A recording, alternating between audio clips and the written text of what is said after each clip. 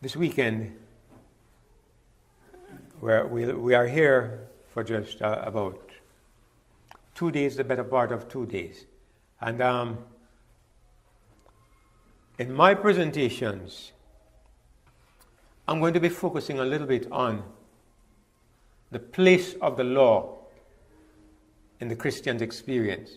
Now, I know that most of us here became involved with the movement because of the Godhead message. I know most people, even today in Jamaica and most parts of the world, most of those who belong to this kind of movement, what really turns them on and what really burns inside of them is when you start talking about the Father and the Son.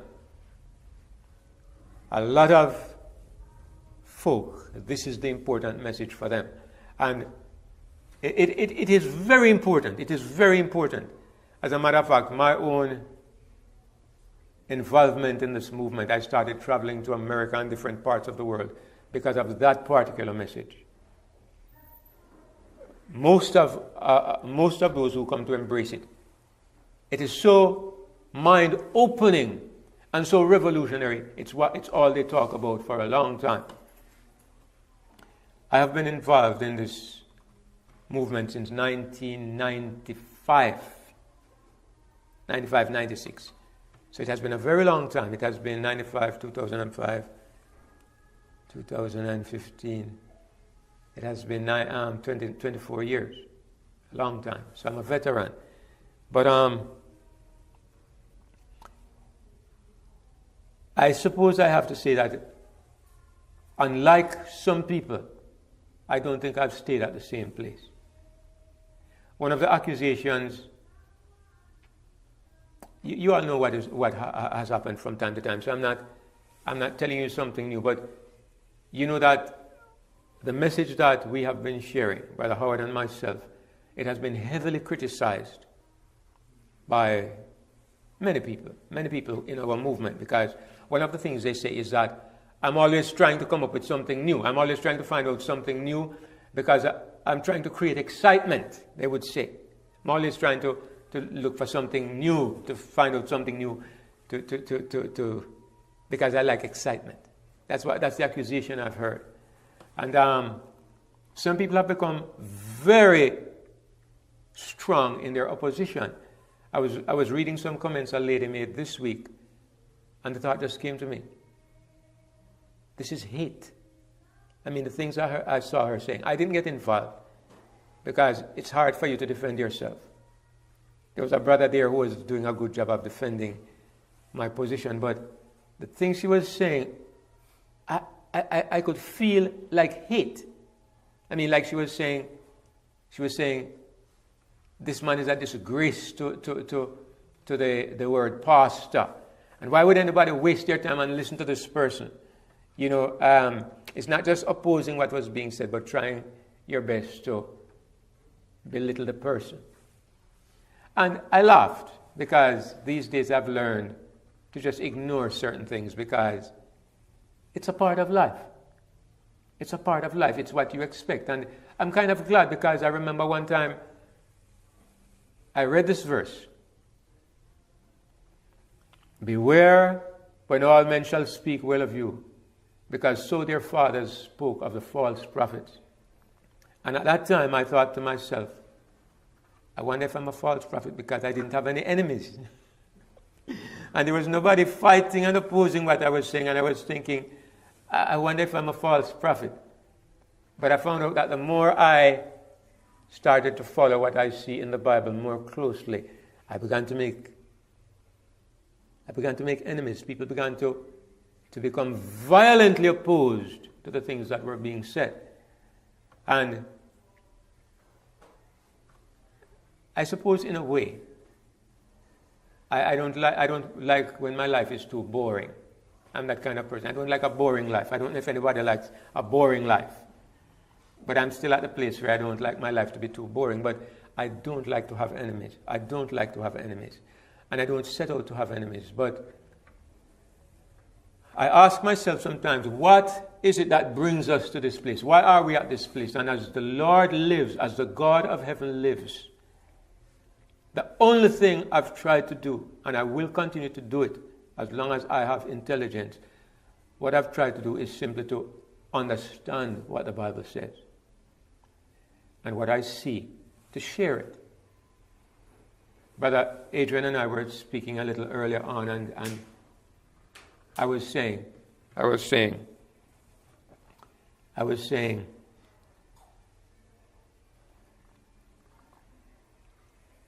if I've learned this, if you set out to not displease people, you will never speak the truth.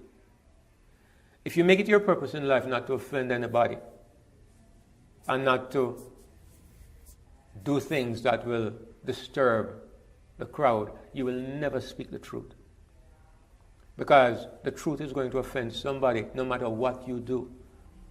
So you have to set your mind in a way that the only person in this universe who matters as far as what you believe and what you teach is God. Because the time will come when nobody, or it may come, hopefully not, the time may come when nobody believes what you are saying except God. It happened to Noah. His family probably came along because they were relatives, maybe. Well, hopefully they believed him. But it almost happened to Jesus too. One day he said, if you don't eat my flesh and drink my blood, you have no part in me. And everybody left, except the 12 disciples. And he said, you're going to leave too? And if it were just the things that he said, they would have gone. But they said, where would we go? You have the words of life. So even though they didn't understand what he was saying, they stuck with him because they had found out he had the words of life. The other people left because the doctrine was strange. Okay? And I've learned that you have to have a relationship with God where the person who is closest to you is God. Because the time will come when everybody else will oppose you for some reason. And it's you and God alone. I even remember when I first came to understand this message of righteousness in Christ, as we now believe and understand it. And Brother Tony was reminding me about it. I was in my kitchen that morning praying, and I was saying, oh God, when will I ever become what you want me to be? When will I ever be? I've been trying for 30-something years, and I'm still at the same place. I don't seem to be going forward. When will I ever change? And it's like in the darkness, something just spoke to my mind and said, you will never change. You don't need to change. You need a different life. And the reason why it hit me that way that morning was because I had just come to understand about the two Adams. That's why this has become a very special message for me. I was just understanding the idea behind the two Adams. One Adam brought us into death, one Adam brings us into life. But this morning I saw clearly it's not just that legally I'm in the second Adam. It's that the second Adam has my life. The life that is in Jesus Christ is the life that I need. That life is already perfect. That life already has everything that I need. I was trying to create what already existed. That's what I was trying to do. I was trying to become perfect by doing all the perfect things. I didn't recognize that my perfection was already done by somebody else, put down and sealed. My challenge is how to receive that life. That was my challenge. And I did. That morning I understood it. And it blew me away. First person I could get a hold of was my wife. I said, sweetheart, thank God I don't have to be perfect. And she said, what? She went around in a daze all day because she thought I was going off. And then in the evening, I explained to her what I meant, and then she had some rest in her mind. But the thing is, when I went to church that Sabbath to share with my brethren who had been with me since 1985, when we got put out of the church, we started an independent church. These people have been my brothers all those years until 2005. How long was that? 20 years? And when I went and shared this message, everybody stood against me, including my own son. That boy never opposed me in anything in all his life, and that day he opposed me in church. My brethren and my friends, Brother Bill, Brother Dervin. Huh? Can anything be like that? No, nothing can be like that. And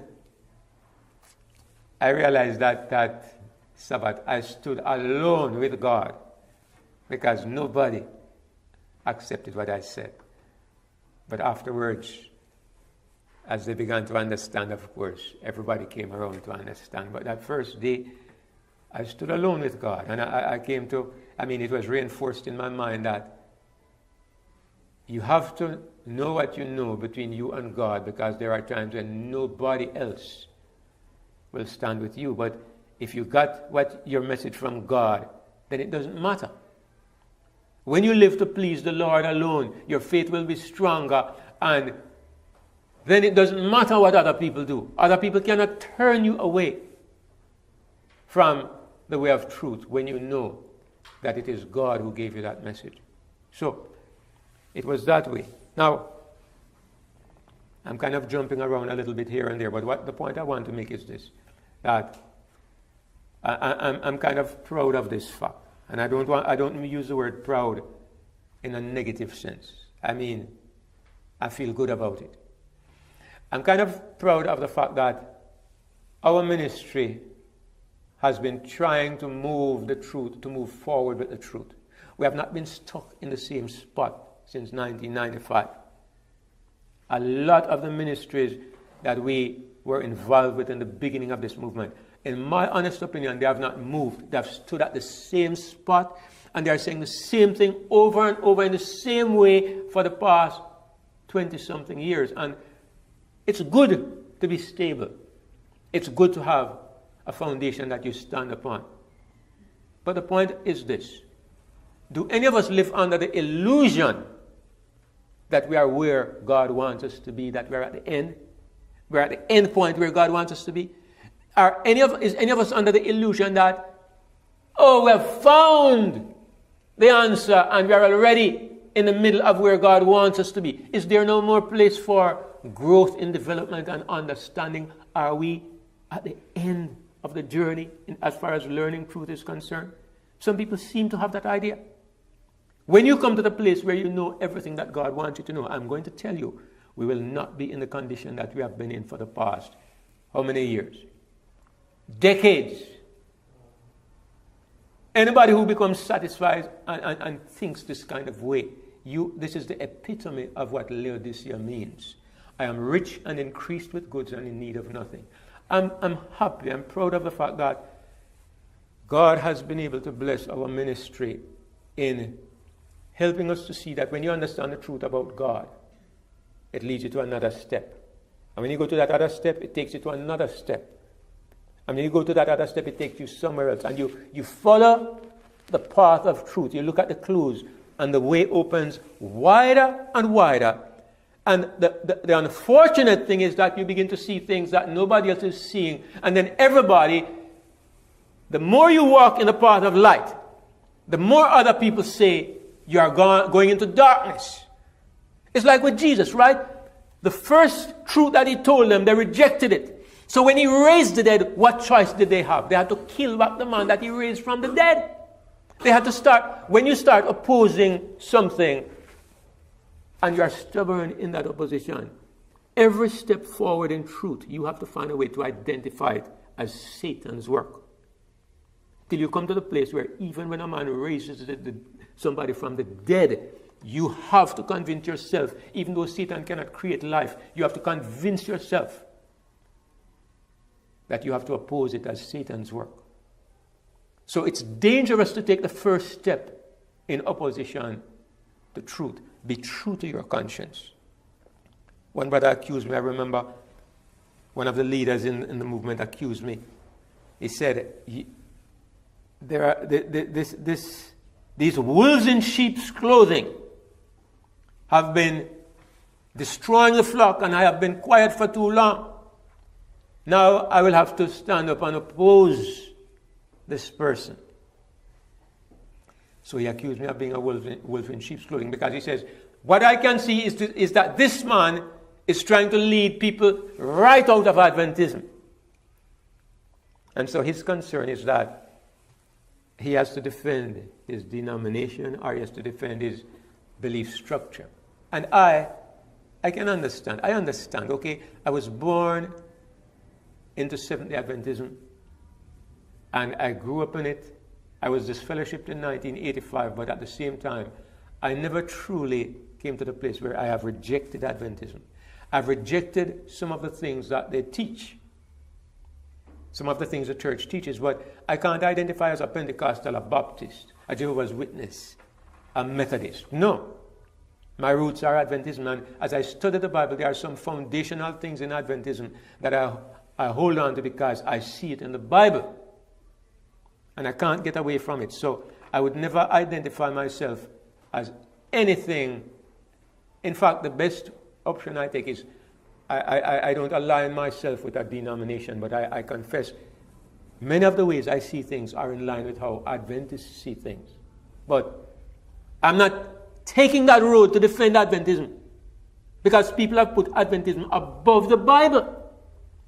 Adventism must take its place when it agrees with the Bible. And when it disagrees with the Bible, what then? What then? Are we to do like the Jews who stood by Moses and killed Jesus Christ? Are we to say, this is where Moses took us and we are not prepared to move any further than where Moses took us? That is the attitude some people have. And so they are very strong for their Adventist beliefs and their denominationalism, but they are very weak when it comes to the Bible and the righteousness of Christ. So, I'm saying all of this because I'm saying that on this weekend, I in particular, I'm not sure about Brother Howard, but I in particular, I want to be focusing a little bit on the place of the law. Because I could say that in terms of doctrine, the center of Adventism has been the law, is the law.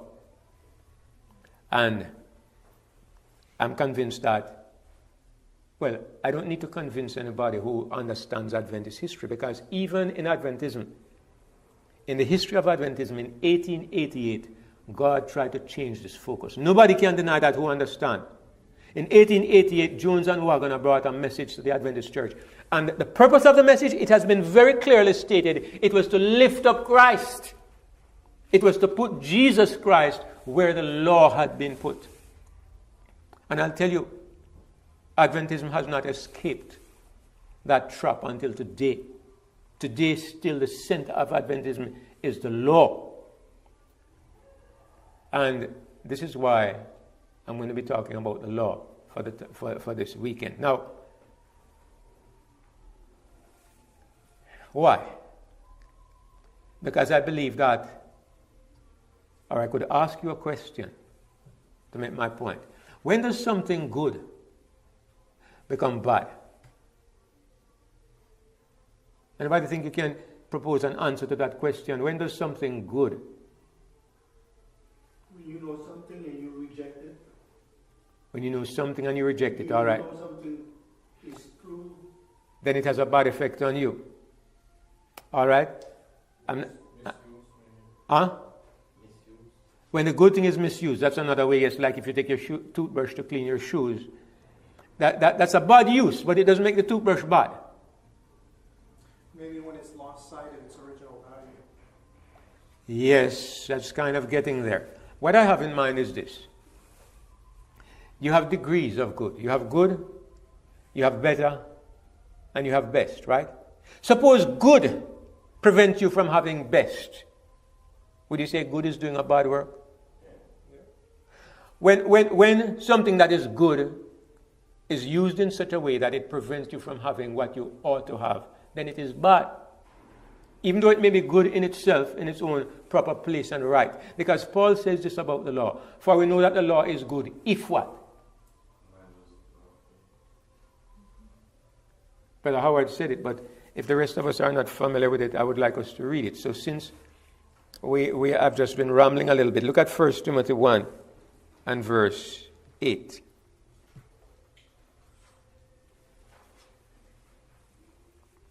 Because Paul's word here, if, is kind of instructive. Because what he means is that the law is good under certain conditions, which suggests that under other conditions, it probably might not be as good, right? Or it might not even be good. So he says in 1 Timothy 1 and verse 9, verse 8. He says, but we know that the law is good if a man use it lawfully. So there is a lawful use of the law, and there is an unlawful or an inappropriate or illegitimate use of the law. So the law is good if you use it the right way. But if you use it the wrong way, obviously, it's not good. So, this is what I think Adventists in general, people in the One True God movement have done. They have put the law in the wrong place. And they have used the law unlawfully. And so the good law has become a harmful thing. All right, so each time I talk this weekend, the first thing I'm going to say, I'm going to tell you, I'm going to put it on tape. I believe the law is holy, and the commandments holy, and just and good. And I know that in spite of that, people are going to go around and say that I say the law is no good, and that it is done away with. But I'm going to say it anyway for the record, because every time I say it and then I say something about the law, they accuse me that I'm saying that the law is done away with, and well, they don't really listen. They hear what they want to hear. But anyway, Paul says the law is good if a man use it lawfully. So, obviously, there is a way it can be used unlawfully, and if it is used unlawfully, it's not good. Now, as I said, when good takes the place of best, then good becomes bad. In that context, good is bad. And I think that's what has happened to the law. It has taken the place of the best. And God wants us to have the best, and therefore the law, being in that place, is serving a harmful purpose. Now, I'm going to entitle my presentation this afternoon. I have two titles. I don't even know which one to use. But I'll give you the both of them. One is No Speed Limit. And the other one is Thou Shalt. Thou Shalt. All right?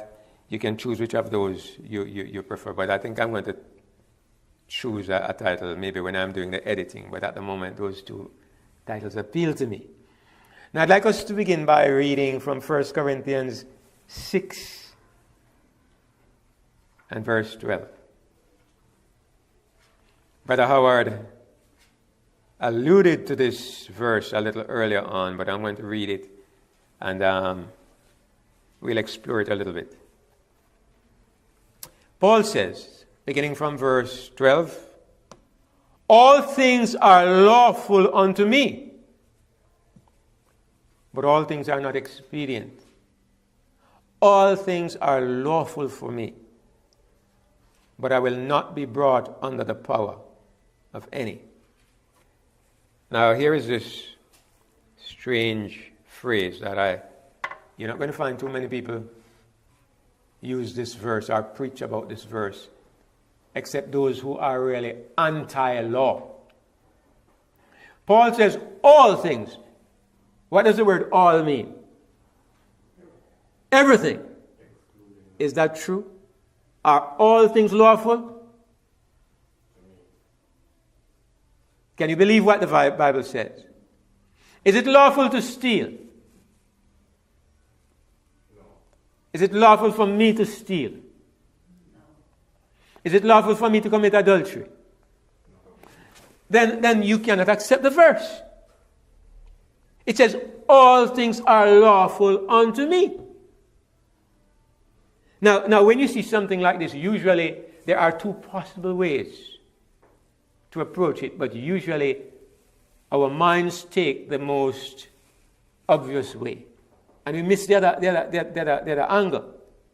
Paul says, all things are lawful unto me. So, I ask the question, does it mean it's lawful to commit adultery, to kill, to steal? Now, I believe it means exactly that. I believe it means exactly what Paul says. All things are lawful. Now, is it wrong to commit adultery? Yes. Is it wrong to steal and to kill? Yes.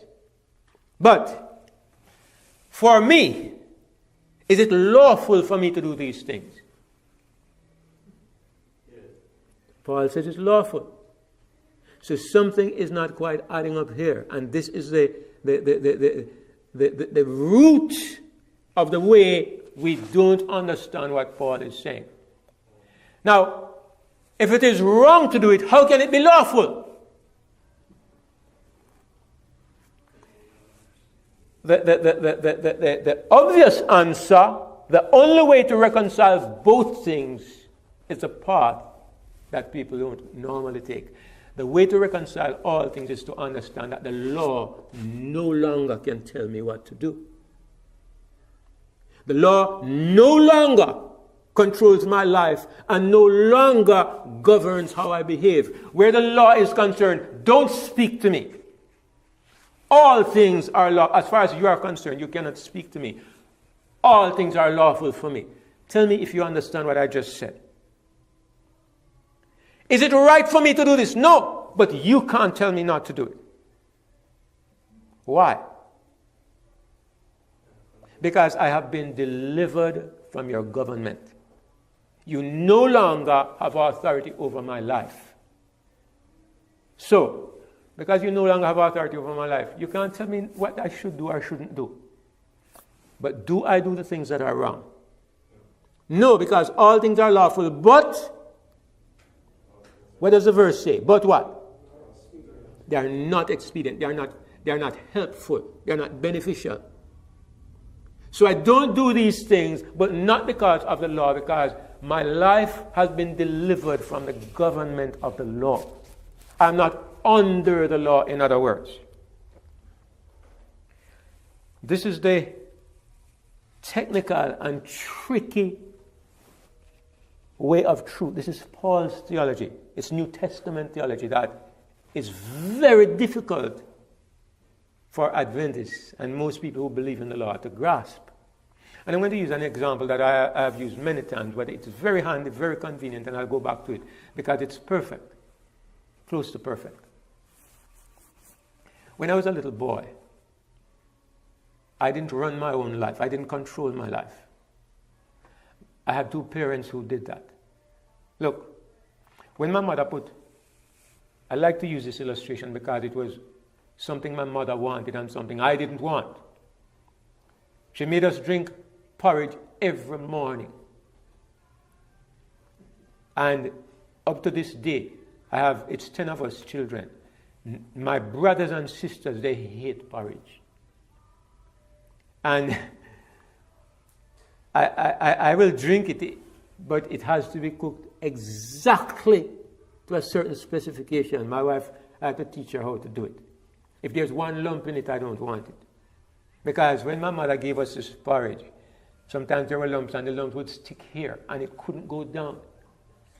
And she used to spank us to eat our food. My mother wasn't like these mothers these days who let their children do as they like, because we were very poor and she had 10 of us. So she would put the food on the table. You better eat it, whether you like banana or potatoes or what, you eat up. So she would put the porridge on the table, tuck the strap in her waist and go to the kitchen. And when she comes back, the plates need to be clean. So, look, anytime Mama was not looking, I threw mine to the dog, right? But I had to make sure she didn't see. So, I drank cornmeal porridge, and I prayed for the day when I wouldn't be able to have to drink cornmeal porridge anymore. Why did I drink it? Because I wanted to. I was under the law. And there was a penalty if I broke the law. The law that governed my life was my mother's law. I had to do what she said, so I drank porridge with the utmost disgust and the most unwillingness. And when I could get away from it, I got away. There were other things, right? My parents ran my life till I was about 17. When I was 17, I got a job, and then I broke out of. They couldn't tell me what to do anymore. I was making my own money, and because of that, I kind of went wild for a few years. For 5 years or so, I went wild because I was not accustomed to liberty. I didn't know what to do with it. But anyway, the thing is, finally, no more porridge. Finally, my mother can't tell me what time to come in at night. My father can't come hunting me down on Friday night when I go to play poker up in the hills with my friends, or I go to smoke marijuana with my brethren. They can't tell me what to do anymore. So, I was free from the law. Mind you, maybe I was not fit to be free, but I was free. I was delivered from their law.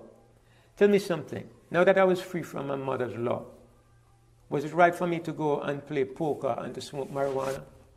Was it right? No.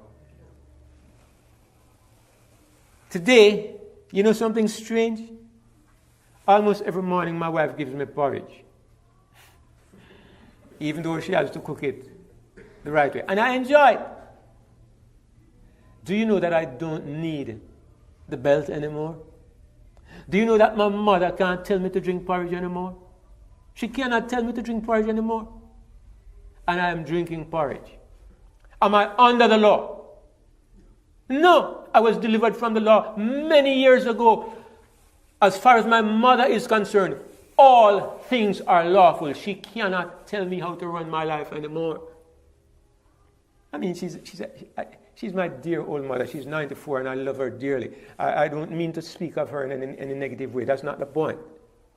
That's not the point. Today I appreciate the effort she made and how hard she worked with 10 children. I marvel how she did things. So that's not the point at all. The point is I'm trying to get you to understand that to be under the law means that you are governed by something that controls you, whether you like it or not. Your will does not come into the picture at all. The fact that you are delivered from the law does not mean that you are going to do what the law said you shouldn't do. That's the point I'm making. It means that that system of government no longer applies in your life. Everything that my mother wanted me to do, I probably do most of it today, but without my mother. Everything that the law says should be done, by God's grace, I'm doing it today, but not because of the law. Not because of the law. When I became a Christian, my government changed. My government changed. I was taken from under the government of the law, because who is the law made for? Who is the law designed to govern? The same verse we just read in 1 Timothy chapter 1. I didn't read verse 9. I read verse 8 where it says the law is good if a man use it lawfully. But I'm going to read verse 9. It says, but we know that the law is good if a man use it lawfully. Verse 9. Knowing this, that the law is not made for a righteous man, but for the lawless and the disobedient, for the ungodly and for sinners, for unholy and profane, for murderers of fathers and murderers of mothers, for manslayers. In other words, the law was made for people who don't know how to behave themselves. The law is made for people whose nature is contrary to the law. And you can understand, because if I came into this room and I saw a sign on the door that says, please don't spit on the floor, what would you think if you saw that sign? What would you think? It's out of place, all right, but that's probably the second thing I would think. The first, I would think one thing before that, the moment I see that sign, please don't spit on the floor. There are some strange people who come into this room. Somebody has been spitting on the floor. That's why they put that sign there. Because there's no sign there. None of us would do that. It's against our nature. They have not put a sign like that on the door. So, if you see a sign like that, you know somebody has been spitting on the floor. Rules are made because there are lawless people. That's why rules are made. That's why legal laws are put in place. Don't drive, speed limit, 70 miles per hour. Why? Because everybody is going at 90, right? And everybody wants to do 90 or 100. So they try to limit your speed because your nature wants to go fast. So legal laws are made to control the nature that is contrary to law, contrary to the law. And that's an important thing to understand about legal law. In fact, most governments only make laws when people are breaking or misbehaving. In other words, they don't make laws about spitting on the street. I know in America, it's illegal to spit on the street or to urinate in public. Well, they're making the laws in Jamaica now. And why are they making it? Because people are complaining that it's becoming too open and too brazen. I don't know how they're going to enforce it. Because they don't have bathrooms all over the place like here. But they're trying to make it illegal now to urinate on the roadside or whatever. But they're going to have a hard time, I can tell you. But they try to make laws because there are certain behaviors that they see that they don't think are acceptable. And that's the purpose of legal law. You wouldn't make a law and say, please walk on your 2 feet. That law is totally unnecessary because it is every person walks on 2 feet unless he's handicapped. So you don't need a law to tell people to walk on 2 feet. So the point I'm making, and I'm trying to reinforce over and over, is that legal law is made for people whose natures tend to break the law. This is why when God gives you a new nature, he can take legal law out of your experience. And he can say, Galatians 5 and verse 16 or 18, if you are led by the Spirit, can you finish it? Let's look at it then. Galatians 6 and verse 18.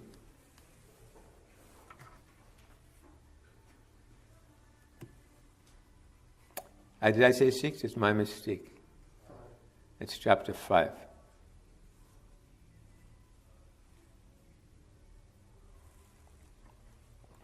But if you be led of the Spirit, you are not under the law. So the only question you have to ask yourself is, am I led by the Spirit? If you are not led by the Spirit, you need the law. Because your nature is unruly, your nature is carnal, you are still under the bondage of Satan, you need law to control you. That law cannot save you, but it can control you and prevent you from killing people and stealing and committing adultery. It can help you to some extent to control you, but it cannot save you. Let me ask you something. let me just express something to you. If you're a Christian, if you claim to be a Christian, and somebody has to tell you, thou shalt not kill, what do you think of that? You think if you're a Christian, somebody needs to tell you not to steal? Man, what kind of a Christian are you? You're an imposter, you're a fake. You're not a Christian at all. You think somebody would have to tell Jesus Christ, don't kill and don't steal? If Christ lives in you, why do you need a rule to tell you, don't commit adultery? Why do you need a rule? Obviously, your Christianity is a fake.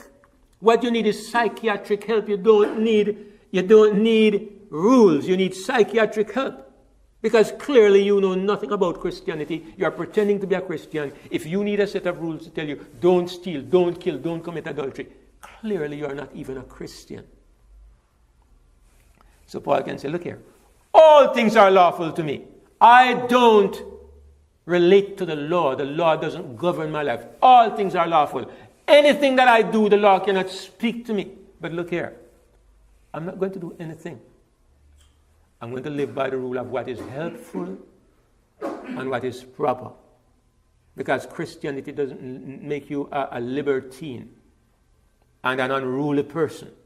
Christianity, as my father used to say, Christianity makes a man into a gentleman and makes a woman into a lady. He didn't add that part. I'm adding that part.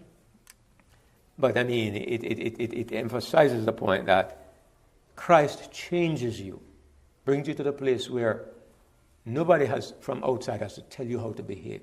That's the point about Christianity. Now, I was in Germany, and I drove on a road called the Autobahn. And it's the first time I drove. I understand you have this in Nevada too. It's the first time I drove on a road where there's no speed limit. But it was kind of a thrill because my friend went up to about 250 kilometers, and it was kind of a thrill to be driving that fast. And while we were doing 250 kilometers, I heard boom, and something shot past us, and I just saw the yellow color disappearing, and it might have been a Lamborghini or a Ferrari or something. And I was kind of, as a little fellow coming from a place like Jamaica, it was kind of mind-blowing to see people driving that fast. But this Autobahn, even in America, most roads you have speed limit. I think they don't allow much more than 70, right? Yeah. But on the Autobahn, if you want to drive at 500 miles per hour, you can. And it looks crazy. But if I drive on the road in Jamaica, I'll see far more accidents than I saw on the Autobahn. Far more. Even though people drive at this speed sometimes. Not everybody drives at those speed, but you're free to do it, and you do see people flying past you at those speeds. Yet, there are not those kinds of accidents. In fact, let me read what it says about why it is that they allow this kind of driving there. It says, it's good highway, yes, but it says, the Autobahn, it is the ultimate speedster's highway located in Germany. Unfortunately, in the USA, the average driver is a less skillful driver than the average driver in Germany.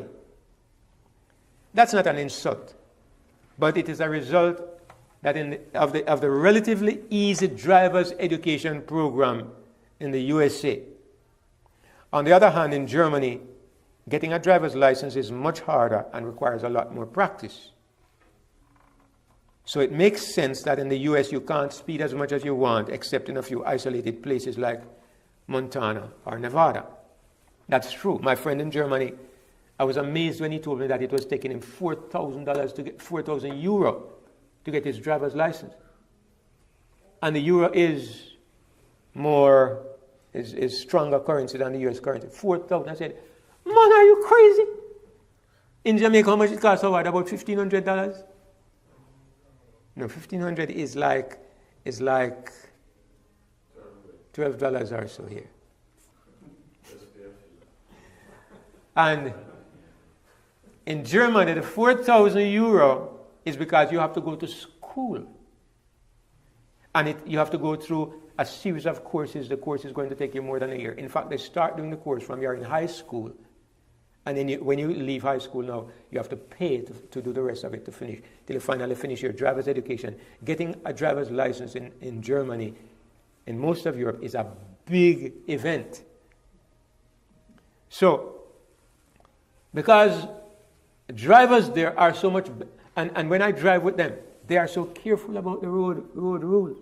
So careful. I'm kind of amazed because in Jamaica we actually basically do anything. When I'm driving and I see these people, no, can't overtake here, or no, I can't drive on this side of the highway. It has to be this. It's educational for me because in Jamaica they do anything. And even in America they break the rules far more often than you see happen there.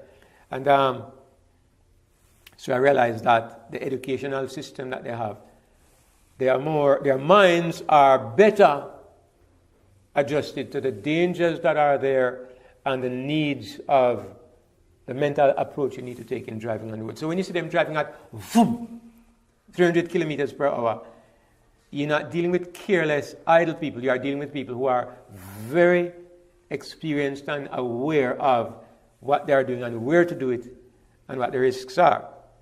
So, it's not really as dangerous as it appears to be. Now, it's good to be free. It's good to be free in this way. And I think that's what Paul was saying. Paul was saying, I'm free to drive on the Autobahn. Right? But I know what I'm doing. I know my limitations and I know what I'm doing. Now, when you are free, when you set people free, there are certain hazards. You know, in America, you have some freedoms here that a lot of countries don't have. You have, well, they're trying to take away most of them now, right? Like a few years ago when I was coming here, you could probably drive around with a shotgun in your back seat and police wouldn't bother you too much, but they're trying to take away. I mean, most of us are convinced that there is some kind of conspiracy that is underfoot to take away the weapons from the people. Most of us who kind of have an idea and keep in touch with what is happening. Some of my relatives, like my brother and my sister, they're kind of short-sighted. They say, no, these guns are dangerous. They need to get them out of the people's hands and so forth. I understand why people say this, but I think people are ill-informed because I noticed the way they operate in Jamaica. All right? In Jamaica, you're not allowed to have guns, and it's hard to get a license. And look here. The only people who have guns are the criminals and the police. And they cannot take the guns from the criminals. And look here.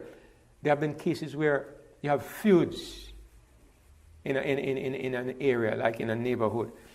And they will just go and kick off 7 doors on a night and shoot everybody in the house. I mean, that's in certain ghetto areas where you have gang warfare. It doesn't happen everywhere. But it's something to know that somebody comes and kicks off your door and all you can do is sit like a chicken and wait to be shot. You have no defense. And then after they shoot everybody in this house, they go to the next house, then to the next house. And where there's this gang warfare, they do it and you call the police. The police arrive 2 hours later. So it's absolutely, in my mind, stupid. Somebody walks up in a crowd. This has happened so many times. It even happened in a church. Somebody walks up in a crowd of 40 people, walks up to one person, shoots him in the head, walks away calmly. Nobody can do anything. The crowd scatters. Nobody has any weapon. Nobody has any defense. To me, it is mind-blowingly stupid. They have been trying for years to take away the guns from the criminals, okay? At one point, the police were executing anybody they caught with an illegal gun. The human rights people came in, and it's a big issue. So, anyway, but the point is, the more guns they take away, the more guns appear. They can't get the guns from the criminals. They get guns through Haiti. They get guns in containers coming from Miami, wherever. You can't get, the criminals have the guns and the police have the guns. And in the middle are the citizens who have nothing. Now, as I say, it's not like Jamaica is like this, but there are certain ghetto areas. I can call the names. Norwood, West Kingston, downtown Kingston. Those are areas where you have gang warfare. And it's like that, right? People die. The government recently had a program they call the ZOSO, Zones of Special Operation, where they had soldiers and police curfew the area. To go into the area, you had to pass through a soldier's checkpoint. To go out, you had to pass through it. And the crime died down for a little. Okay, they had that running for several months. Then they couldn't keep it up indefinitely. They stopped. And the crime goes back up immediately. The killing starts again immediately. So what I'm saying is, there are hazards when you are free. There are hazards, you know. But you ask yourself the question, what is better? To make people free or to keep them bound by certain rules? Which is better? And we all have different ideas as to how to deal with it. In fact, things have become so ridiculous in Jamaica. Howard and I went to the customs wharf where goods come in from overseas, and we saw them destroying a shipment of toy water guns. Plastic water guns, green and red plastic. And they were destroying them. Somebody brought in a shipment of toy guns because in Jamaica, toy guns are illegal. If they even see you with a gun carved out of board, as an adult, you're likely to get in trouble. Maybe if you're a child, maybe you'll get away with it. If they catch you with a toy gun made out of board, it's a problem. So, then, because people stab people sometimes now, they start searching people, and if they see you with a knife, you can get into trouble. If you have a knife. And I'm thinking, man, people use stones to kill people. So what, they're going to make stones illegal? It's a mindlessness about the way sometimes governments approach things. But I mean, it's human nature because they think that rules solve problems. They think that rules change the way people are. Take away guns from people, and if they want to kill you, they'll find another way to kill you. When I used to live by the seaside, and I used to go with the boys on the spear fishing, I saw two of these guys firing the spear gun at each other one day. Made to kill fish. I mean, in Jamaica, machetes, the farmers use machetes in their work. They chop up one another every now and then. It's not the tools, it's the mind. Okay? But the rules and the laws are put into place to try to control the bad nature. And when you see certain rules being put in place, it's because of the nature of the people. And people always say what you need to try to do is to improve the educational system instead of impose another rule. Because where do you stop making rules? You keep on until one day, everything you do, you become a criminal for it. Okay? Right now, they recently removed the criminalization of using marijuana. For years, if they caught you with one seed, you would go to jail and you'd become a criminal. You would be fingerprinted and your name would be in the book as a criminal. And they couldn't keep up with all the people they were putting in jail. So eventually they had to change the law. And now they make it a law that if you are caught with if you're caught with as much as 2 ounces, no jail. All they'll do is give you a ticket, like you write a car a ticket, and you pay a fine of 500 or something. And that's it. And of course, the police can't bother with that, so everybody's smoking it now. But if they catch you with more than 2 ounces, then of course you can go to jail and so on. But they had to do this because too many young people were becoming criminals. And once you have a criminal record and you are fingerprinted, you can never travel. It's hard to get a job. And then one person that they put in jail for this, he got killed in prison. So it made a big thing. And so they eventually changed the rules. And but the point I'm making is they make laws and they make rules for every negative behavior that comes up. And you think, where do the rules stop? Yes. Makes me think of what Sister White said about Jesus. Jesus didn't become king of the Jews because the problem was not societal. The problem was in the heart.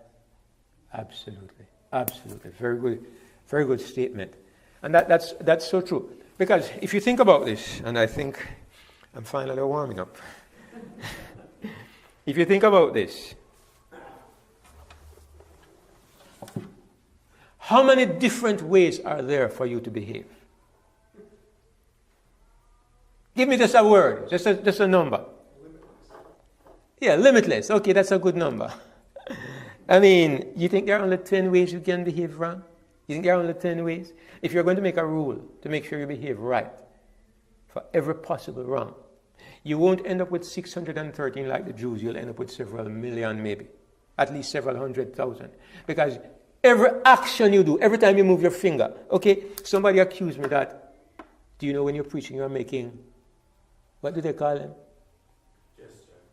No man, they have some arcane symbols or something. You're making symbols with your hands, right? 666. Yeah.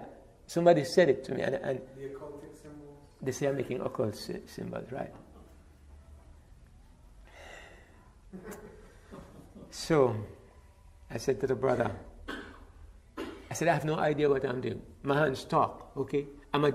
When I'm talking and I'm trying to get my point across, my hands move. I have no idea what is happening. And I say, I'm not going to start thinking about it. Because if I do, I'm going to stop thinking about what I'm thinking about. So let my hands do what they want to do. And if anybody think I'm making occult symbols, I'm sorry for them. I'm not going to stop. And I didn't stop. But what I'm saying is that people will find a way to find fault with every single behavior. Okay? Somebody will say the lunch we had today was not, what they will say, too many beans are not properly balanced or something. They'll make something because people find a way. So if you are going to make a person live by rules, goodness gracious me, this is why you notice that when people have a legal mindset, the rules start to multiply. 10 are never good enough. They start to tell you what to eat, when to eat, how to eat. how to wear, what to wear, when to wear. Everything about your life, they start trying to take control of it, because once you are legally oriented, 10 rules are not good enough. You start to keep feast days or whatever. Because if you become acceptable by your behavior, then the more behavior modifications you make, the better you're accepted by God. When you think that your acceptance is based upon performance, then you look for other ways to perform. Not only this, when you're performance oriented, you tend to measure yourself against the other brother. Olin has, well, it's like this lady. When I was a young Christian, a lady came to me one day and she says, "Are you a vegetarian?" I said, "Yes, quite pleased with myself." She says, "Do you use milk and eggs?" I said, "Yes." She says, "I don't use milk and eggs." She put me in my place. I was good, she was better. Okay? And then probably, you can find degrees in which you are better than other people. So what I'm saying is that this is a syndrome of what happens when you become law-oriented. And I'm saying law-oriented. And like I said at the beginning, I'm not against the law. But I'm anxious for the law to be put in its proper place and for us to understand why the law was put in place. It was put in place because God was dealing with carnal people. And that's who it was made for and who it was designed for. Your question when you come to the law is this: am I a carnal person? Am I a sinner or am I a saint? Am I righteous or unrighteous? I know you don't like to say it. This morning when Howard asked, who is a sinner? 1 or 2 people put up their hands. Howard was tricking you. But I understand the reason behind the question. Do you identify yourself as a sinner? If you think of the fact that there are 2 kinds of people in the world, sinners and saints, where do you fall? We have come to the place where we think we are kind of like a hybrid, a mix, halfway one and halfway the other. We have created something that the Bible does not know about. The Bible does not know of hybrid Christians. You are either a Christian or you're not a Christian. There are no hybrids. Half a Christian is not a Christian. Half a Christian is a non-Christian pretending to be a Christian. But why do we think this way? It's because we have conditioned ourselves to measure ourselves by our performance. If I measure myself by my performance, I can tell you that today I may be only 3/4 of a Christian. Because I have not been perfect since morning. If you measure me by my behavior, which day did any of you ever get up and say, I lived perfectly today? Have you ever done that one day in your life? I know when I was a young Christian, I did it 3 days. I couldn't stand it after 3. Right? And it was just because I was so confused why I thought I lived 3 faultless days, right? I wasn't aware of what it is to really do wrong. I was measuring myself. And I was thinking, if I can keep this up for 4 days, then I can keep it up forever. Goodness me, I was so confused. So for 3 days, I was walking this chalk line and measuring myself and watching myself and trying to not even think. I fought my thoughts. I survived 1 day. The next day, survived. 3rd day, I survived. 4th day.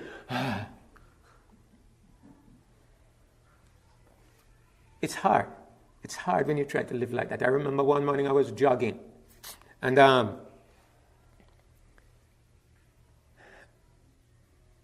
if you have been through this kind of process, you will understand what I'm saying. If not, you might not, right? But I was trying to even perfect my thoughts. And I passed on the road, and I saw something, and I realized that my mind was heading in a certain direction. Look here, and I tell you, I fought my mind against it. I fought. I said, I'm not going to think that. I'm not going to think that. And I ran, and I started to sing, and I started to recite multiplication tables, and all kinds of things to make sure my mind doesn't think about that.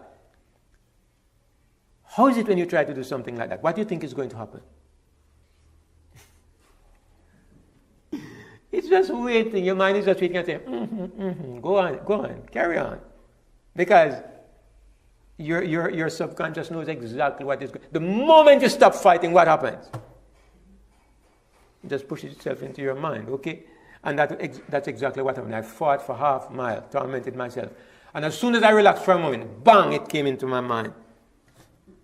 And I went home feeling defeated. And I've learned differently nowadays. I've learned this, that you can't stop birds from flying over your head, but you can stop them from making a nest. Meaning this, your mind will think what it wants to think. The fact that a thought passes through your mind is not a sin. It means you're a human being. It means you have a past. It means you have a history. It means that there are things in your memory that you can't get rid of. You can't take away things out of your memory.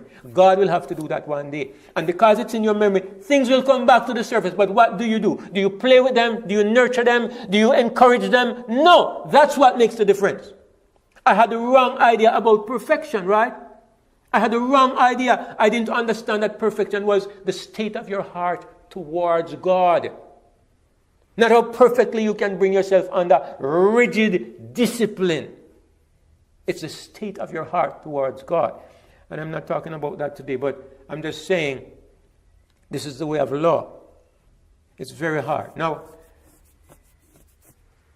what would you say is the purpose of legal law?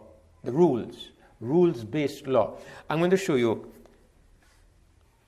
because it's important to what I want to say. The verse we just read said that the law is not made for a righteous man, but it is made for the murderer, the blasphemer, disobedient, and so on. So what's the purpose of a legal law? How would you put it? Anybody? Can you suggest an answer? What is the purpose of a legal law? What does it do to you? What is it designed to do to you?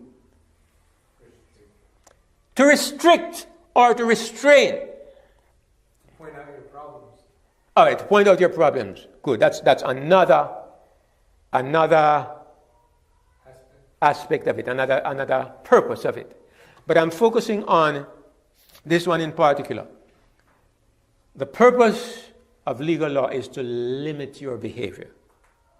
All right, I want us to think about that for a moment and think if it's really accurate. Because most rules, they begin with, you must not.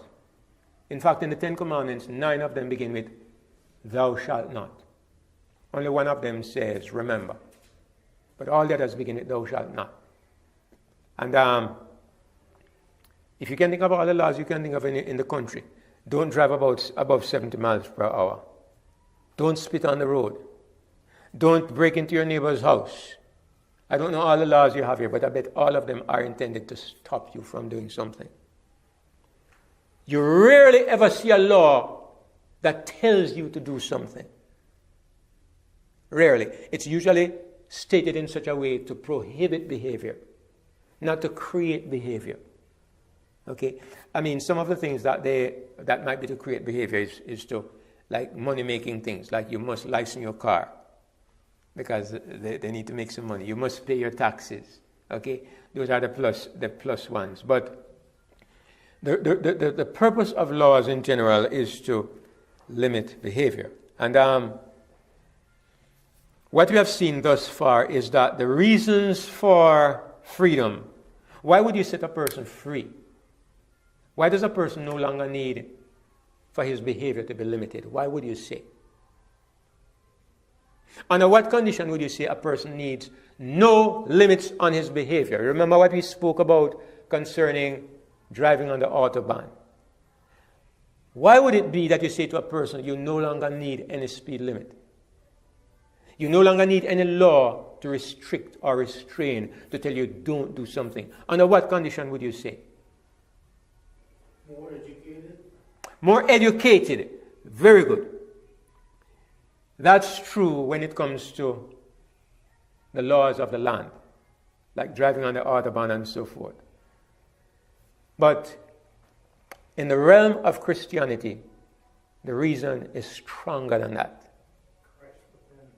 Christ within, meaning that what has happened? You've surrendered. You have surrendered and Christ has come to live within, and what has happened to you? Your nature has changed. You have a new nature. Instead of a new education, in this case, you have a new nature, because there are two ways to obtain change. One is to educate the person, and the other way, which only God can do, is to change the person's nature. And you know the illustration that we use sometimes of the cat and the pig, right? A pig will always roll in the mud, whether you beat him, or you teach him, or you encourage him, or you cajole, a pig will roll in the mud, because it's his nature. And a cat will never roll in the mud. Even if you train him and beat him and provoke him, a cat will not roll in the mud, because it's contrary to his nature. And a sinner will always sin. Regardless of what you say, you might threaten him with judgment, you might threaten him with investigative judgment, you might threaten him with eternal damnation. A sinner will sin. He will try to put on an outward air of respectability when he's being watched. And when he remembers that God is watching him and he's going to be judged, he will put on an outward form. But it can only last for a while, because you cannot mask what you are for too long. So, this is one way. You can educate a sinner and he can try to change, but that's not real change. As Sister Tammy says, what God does is what nobody else can do. God changes the nature, and when the nature is changed, then it is that you reach a place where the law becomes irrelevant. And so I'd like to read a verse here. I'd like you to go with me to Galatians chapter 5.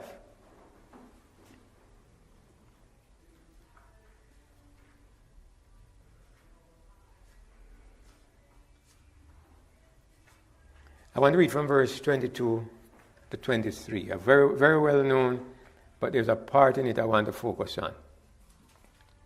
It says, but the fruit of the Spirit is love. In fact, let me start a little early on so you can get the context. Let's go back to verse 18, which we read earlier on. But if you be led of the Spirit, you are not under the law. So remember, the purpose of the law is to restrain your behavior. But if you are led by the Spirit, your behavior does not need to be restrained by law. And there's a reason for this we're going to see in just a moment.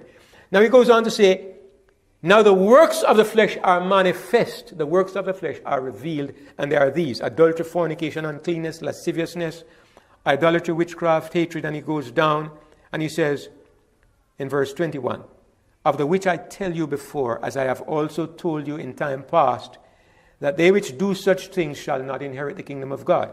These are the works of the flesh. And the law was designed to do what? To restrain the behavior of the flesh. Now, although the law was designed to restrain fleshly behavior, can restraining the flesh give you eternal life? No. To restrain the flesh is just to control what is still there. If all you can do is restrain your flesh, all right? Thou shalt not commit adultery. So you restrain yourself from going into the other man's bed. But your heart is there, your desire is there. When the opportunity presents itself, one day this monster inside waiting will ambush you, and one day you will do it.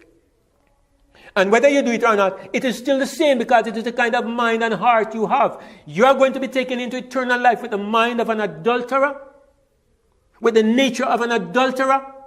Remember, I'm not talking about when something passes through your mind, because the birds will fly over your head.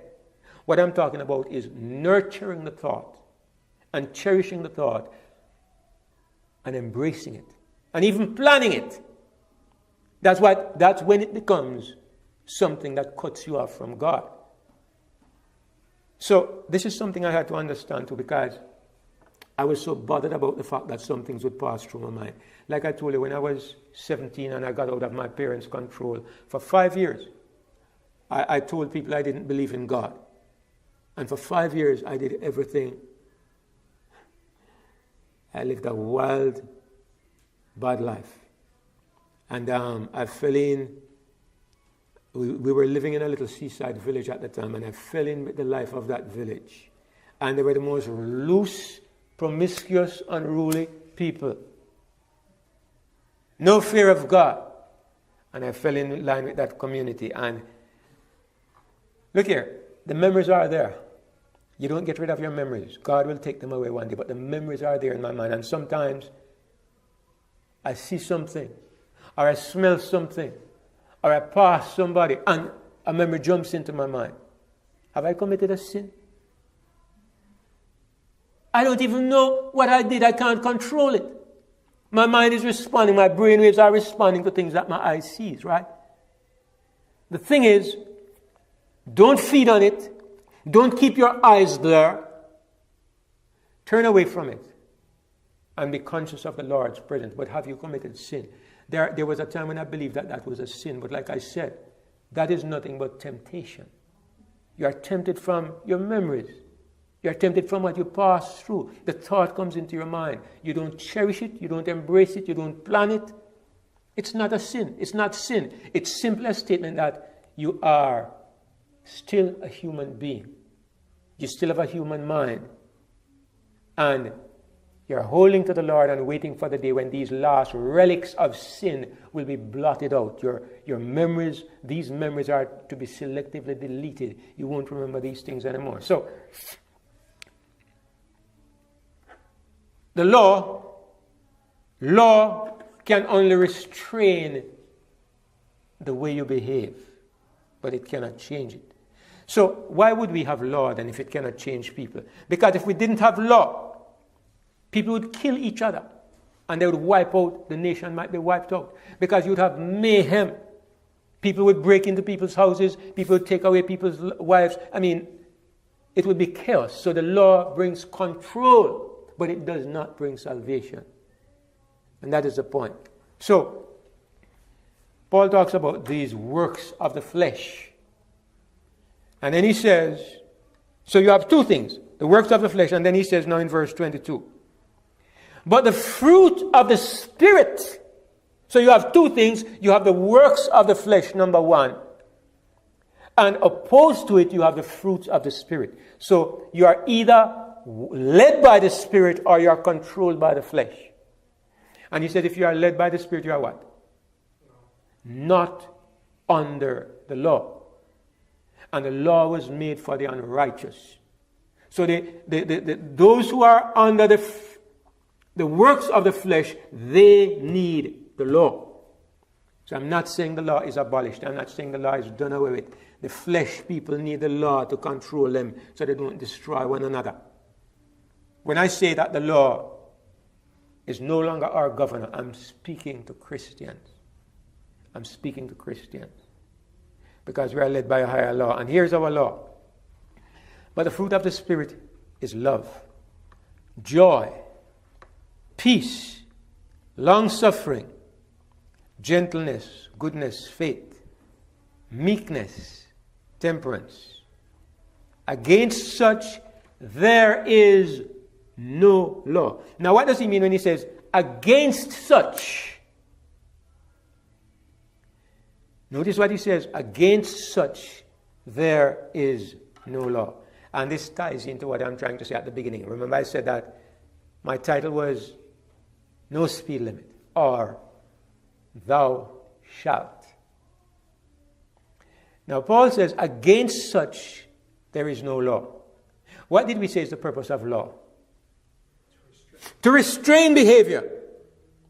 Now see if you understand what Paul is saying. Against such there is no law. There is nothing to restrain your behavior when you are led by the Spirit. Because what direction is your behavior when you are led by the Spirit? Love. Thank you. Remind me of the name again.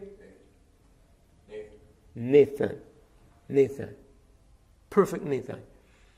The purpose of a law is to restrain your behavior. Do you know of any law that says, thou shalt not love too much? There is no law that restrains the direction your nature is pushing you. There's no law. When you have a nature that produces love, joy, peace, long-suffering, gentleness, goodness, faith, meekness, temperance, no law can speak to you because the direction of your behavior, the direction of your nature, there has never been a law made to restrain this kind of behavior. The other kind of behavior, the works of the flesh, all these negatives, the law was made for them. But because you are led by the Spirit and the fruit of the Spirit is these things, you are free from law. Because there's no law against where you are going. All the laws are against where you were. Because a law is to restrain behavior. So law is to restrain behavior on that side. There's nothing to restrain your behavior on this side. So what I'm saying, brothers and sisters, is that as Christians, the new nature that we have has no limits on it. And I want to compare it to driving on the Autobahn, where there is no limit. Nobody can say stop or slow down. Because when you love, you will never hear it's too much. You will never hear, all right, you're overdoing it now.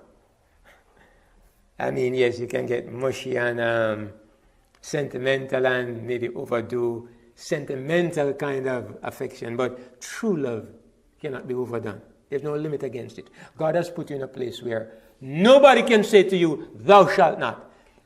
Because the whole direction of your life is in a direction where God says unreservedly, thou shalt. Thou shalt love. Thou shalt be happy. Thou shalt have peace. Thou shalt be long-suffering. It's a life of thou shalts, not thou shalt not. There's no limit against your behavior. Nobody needs to put a speed limit on you, because no matter how fast you go and how far you go in this direction, you will still be legitimate. He did it not by re-educating our minds, but by transforming our hearts. And this kind of gives us the basic idea of why I say that our perspective and understanding of the law needs to be readjusted. Because the thing that was created to bring temporary and temporal control, to limit people's behavior, has been made eternally, universally relevant, that it comes to even take the place of Jesus Christ. That's what it has done in many people's minds. It needs to be removed from that place. The law was a limited device to control the behavior of carnal people. The thing that brings about real change is Christ in the heart. So our focus needs to be on Christ, not on the law. That's what I'm saying. And if people want to go and say, I said the law is done away, I hope I've made myself clear enough that such people might be proven to be liars. But thank you all for listening, and we'll expand on this more as the weekend progresses. God bless you. Let's bow our heads as we pray.